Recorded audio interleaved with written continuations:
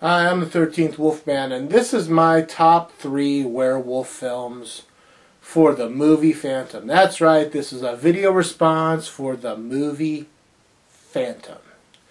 By the way, dude, you're doing really great. You got 170 subscribers. I'm digging Natalie Myers. She seems to be really well, a really well special guest. She seems more talkative than the other Corn children. Maya, how you doing? And of course, Misery Black. That's right. So you wanna know my top 3 werewolf movies are? Now I hear that you say, werewolf movies, vampire movies, not really your thing. Werewolf movies, I dig, man. I dig them because it's the way I see it is that it's a struggle for the inner beast, the man's duality in this world. Everybody knows that most men are, what's the word I'm looking for? Docile.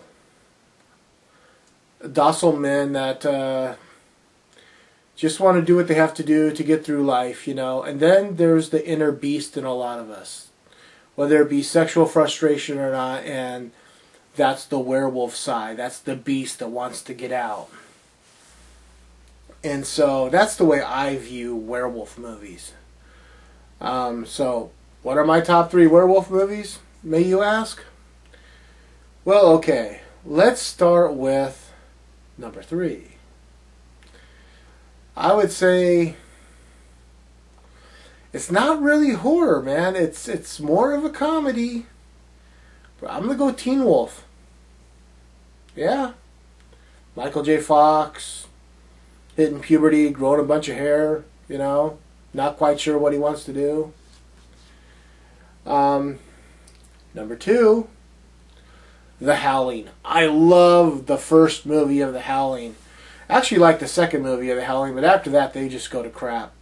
But The Howling, I just love it. I know everyone's going to say American Werewolf in London has a better transformation scene, but this is the one that's imprinted on my brain. I saw this in the drive-in, and Eddie Quist, pulling the bullet out of his head, saying, I got a piece of my mind. I want to give you a piece of my mind.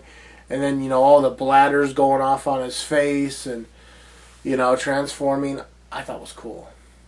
By the way, that was Robert Picardo as Eddie Quist, and he went on to play the holographic doctor on Star Trek Voyager. Dick Miller, as you pointed out, was in it. Dick Miller and Joe Dante, they're both from the Roger Corman factory. So,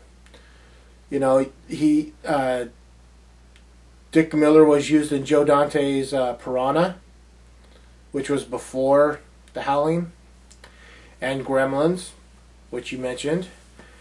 And so Dick Miller pops up whenever he can, and I always dig seeing him. The man is 84 years old this year. Wow. Actually, last year. He just had his birthday like sometime in December. And number 1. The 1941 Universal Classic starring Lon Chaney Jr., Claude Rains, Evelyn Ankers. That's right. I'm going to talk about The Wolf Man. This is one of the coolest movies ever. I've always dug this, even though they just use time-lapse to show the transformation. It's still just has a warm spot right here, man. So that's my top 3. Now the honorable mentions, Curse of the Werewolf, the Hammer Oliver Reed film. Yeah, that was a cool werewolf movie. Werewolves on Wheels, another cool werewolf movie. Cursed. I know a lot of people crap all over this film, but I liked it. I say the CGI wasn't the greatest, but I actually liked the story, so I thought I had something there. Silver Bullet, you mentioned Silver Bullet. Yeah, these are just some of the honorable mentions. So My buddy, the movie Phantom. That's right. That's my top 3. I'm the 13th Wolfman. I'm on the prowl.